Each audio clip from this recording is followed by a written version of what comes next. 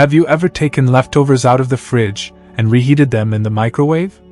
What many seniors don't realize is that reheating certain everyday foods may quietly increase long-term health risks, some even linked to memory issues. You see, it's not just about convenience or taste.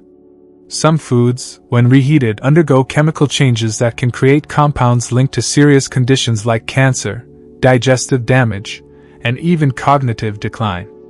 This is especially important for older adults whose immune systems may not be as strong, making the body more vulnerable to toxins and bacteria that younger people might be able to fend off more easily. And most of us are eating these foods weekly, sometimes daily, without knowing the risks. Not because we're doing anything wrong, but because we simply weren't told. Now, this isn't about fear. It's about awareness. Awareness that leads to better choices. Because when you understand which foods become toxic when reheated, and why, you can avoid the dangers without giving up your comfort foods or favorite meals. And today, I want to gently walk you through 5 foods that we all love, but that should never be reheated.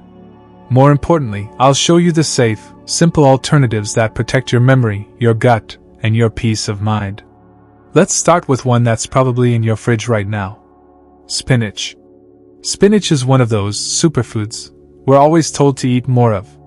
It's packed with nutrients, iron, folate, and plant-based nitrates. It's light, healthy, and a favorite in everything from omelets to smoothies. But that last one? Nitrates? That's where the danger comes in. When spinach is reheated, the nitrates inside it can convert into nitrites, and then into nitrosamines, compounds that studies have linked to increased cancer risk, especially in the digestive tract. These nitrosamines are particularly harmful because they've been shown in some animal studies to damage DNA and disrupt normal cell growth, potentially leading to tumors over time. Even worse? This process is more likely to happen when spinach is stored too long before reheating. That innocent microwave zap?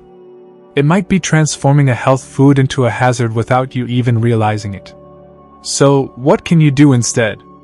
Cook spinach fresh when you can. It only takes a few minutes to saute or steam a handful of fresh leaves. If you do need to store leftovers, eat them cold, like in a salad or wrap. You can even blend cold-cooked spinach into a smoothie for an extra health boost. Avoid reheating spinach-heavy dishes like quiche, casseroles, or creamed sides. And when you're cooking for the next day, add the spinach just before serving, not earlier. It's a simple tweak, but it could keep your cells healthier and reduce cancer risk over time. Especially for those in their golden years, small adjustments like these can have lasting effects. Now, let's talk about chicken. Reheating chicken is one of the most common habits, and one of the riskiest if done wrong. It's tempting to pop leftover roast or grilled chicken into the microwave and call it a meal. But that convenience can come at a cost. When chicken is cooked, cooled, and then reheated, the protein structure changes. This altered structure becomes harder to digest and may cause strain on your liver and gut. It's a slow and silent stressor that may contribute to inflammation and discomfort over time. Even more concerning, if the chicken isn't reheated to at least 165 degrees Fahrenheit, it may still harbor bacteria like Salmonella or Campylobacter, which are especially dangerous for older adults or anyone with a weaker immune system. These bacteria can cause severe stomach upset, high fever, and dehydration, and they often strike quickly after a contaminated meal. You may not feel sick right away, but these small stressors to your digestive system, repeated over time, add up. So here's a safer path. If you must reheat chicken, do it thoroughly. Use a food thermometer if needed. Heat until it's steaming hot all the way through. Use the oven or stovetop, not the microwave, which heats unevenly. Microwaves often leave cold spots where bacteria can thrive, even after reheating. Better yet? Cut chicken into smaller pieces before storing, so it reheats faster and more evenly later. And if it's more than 2 days old, it's time to let it go. The cost of keeping it simply isn't worth the risk. Next up is a real surprise: rice. Yes, plain white or brown rice. A staple food in so many homes. Most people have no idea that cooked rice can be dangerous if left at room temperature for too long. Why? Because uncooked rice often contains spores of Bacillus cereus, a bacterium that survives cooking. That means even after boiling rice, some of these spores can remain. If that rice cools slowly or sits out, the spores multiply and produce toxins. Reheating doesn't destroy those toxins, it just warms them up. And those warmed-up toxins can lead to food poisoning, often referred to as the fried rice syndrome. The result? Nausea, vomiting, and diarrhea that can hit suddenly, and be dangerous for seniors due to dehydration and weakness. So how do you avoid this? Always store cooked rice within 1 hour. Don't leave it sitting on the stove or in the rice cooker. Use shallow containers so it cools quickly in the fridge. The faster it cools, the less time bacteria have to grow. Reheat only the portion you need, and heat it thoroughly. The goal is to minimize how often the food is handled and reheated. And don't keep rice leftovers for more than 24 to 48 hours. If it smells off, toss it. If you're unsure, skip it. Because gut health is brain health. And prevention is always easier than recovery. If this is opening your eyes to new ways to protect your health, you're not alone. This channel was created to gently reveal the hidden dangers most people overlook, and to offer simple, supportive solutions that empower you without overwhelming you. We believe in informed choices, not fear-based ones. You deserve to feel confident in your meals and how you care for yourself. So if this message is helpful, go ahead and tap the like button so YouTube shows it to others who need it too. And if you want to stay updated on clear, caring advice for better living, feel free to subscribe and join our community.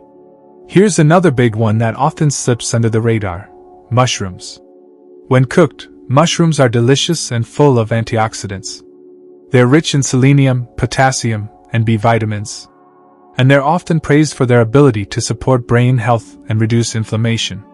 But reheating them, especially more than once, can break down their proteins and create oxidative compounds that damage cells. This process has been connected to inflammation and cognitive decline, particularly in the brain's memory centers. For older adults already concerned about focus, clarity, or dementia, this risk is worth avoiding, especially when the solution is so simple. So what should you do? Cook mushrooms fresh in small batches, and avoid reheating them in soups or stews. When possible, set aside a portion before adding mushrooms if you know you'll have leftovers.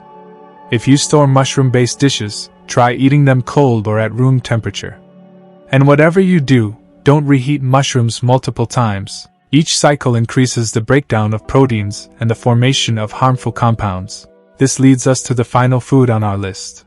And it's one many people eat weekly: potatoes. Baked, mashed, or fried, potatoes are a comfort food staple.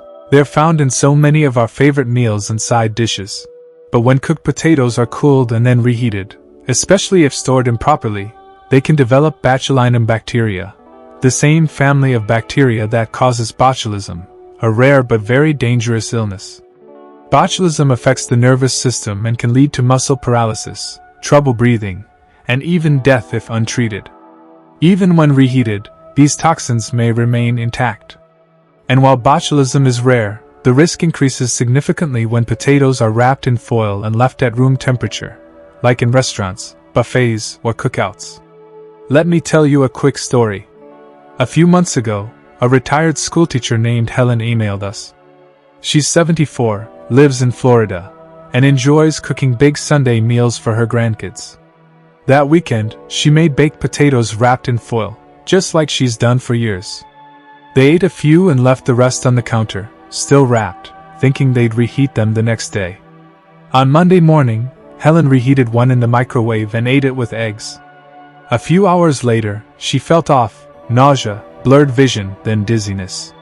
Her daughter rushed her to urgent care. It turned out Helen had symptoms of early-stage foodborne botulism. Thankfully, she caught it early and recovered fully. But what shocked her most was this. "I've done this for years," she said.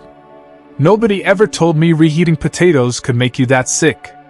She's now the first to speak up at every church potluck. And that's why this message matters, because the habits we've trusted for decades might need small, modern updates to protect our health. After cooking, remove foil, and store potatoes in an airtight container in the fridge. Don't leave them on the counter or in the oven to cool slowly. Never let them sit out for more than an hour. And don't reheat them in foil in the microwave. It traps moisture and uneven heat, creating a breeding ground for bacteria. If you're warming leftover potatoes, use a skillet or oven to ensure even heat throughout. Or better yet, repurpose them cold into a salad with olive oil, herbs, and apple cider vinegar, delicious and gut-friendly.